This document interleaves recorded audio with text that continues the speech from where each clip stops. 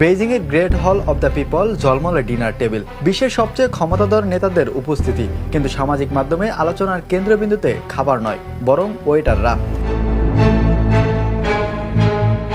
Donald ট্রাম্পের চীন সফরের সময় ভাইরাল হয় এক অদ্ভুত দাবি, চীনের প্রতিটি ওয়েটারই নাকি প্রশিক্ষিত গোয়েন্দা কর্মকর্তা।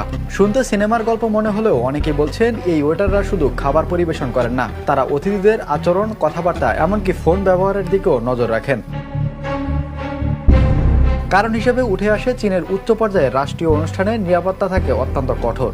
অনেক কর্মীকে বিশেষ প্রশিক্ষণ দেওয়া হয় কিভাবে কূটনৈতিক পরিবেশ সামলাতে হবে, কিভাবে সন্দেহজনক কিছু চোখ এড়াতে দেয়া যাবে না। ট্রাম্পের সফরে ইলন মাস্ক সহ অনেক অতিথিই দেখা যায় চারপাশে ভিডিও করতে, আর সেই মুহূর্ত থেকেই শুরু হয় নতুন জল্পনা। আসলে কি সবকিছু নজরদারিতে ছিল? তবে এখন পর্যন্ত সব ওয়েটারই স্পাই, এমন দাবির পক্ষে কোনো প্রমাণ প্রকাশ হয়নি। তবু রহস্য আর গোপন নজরদারির গল্পে চীনের এই সফর এখন ইন্টারনেটের সবচেয়ে আলোচিত বিষয়গুলোর একটি। Imran Hossain, the news.